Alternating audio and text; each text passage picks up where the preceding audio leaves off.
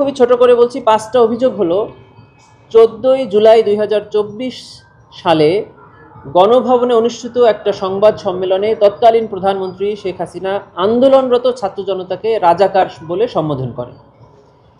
এটা একটি উস্কানিমূলক বক্তব্য। তারই প্রেক্ষিতে ওই 14 তারিখ রাতে তিনি তৎকালীন ঢাকা বিশ্ববিদ্যালয়ের ভিসি মাকসুদ কামাল সাহেবের সাথে ফোনে কথোপকথনে আন্দোলনকারী ছাত্রদের উপরে নির্যাতন এবং নিপীড়নের আদেশ এবং নির্দেশ এবং উস্কানি প্রদান করেন।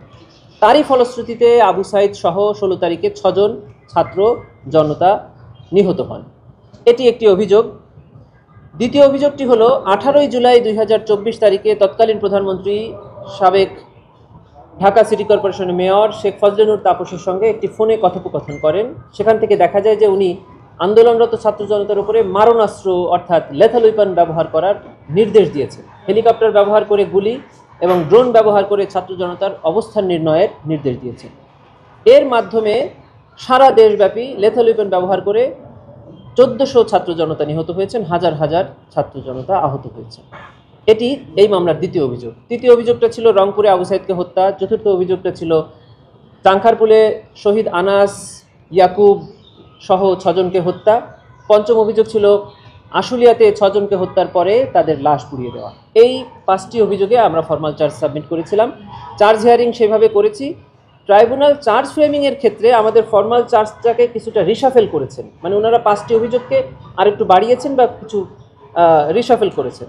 এখন জাজমেন্টের ট্রাইব্যুনাল সিদ্ধান্ত নেবেন যে এটা আমাদের চায় অনুযায়ী করবেন নাকি ট্রাইব্যুনালের মতো করবেন। প্রমাণ করতে পেরেছেন?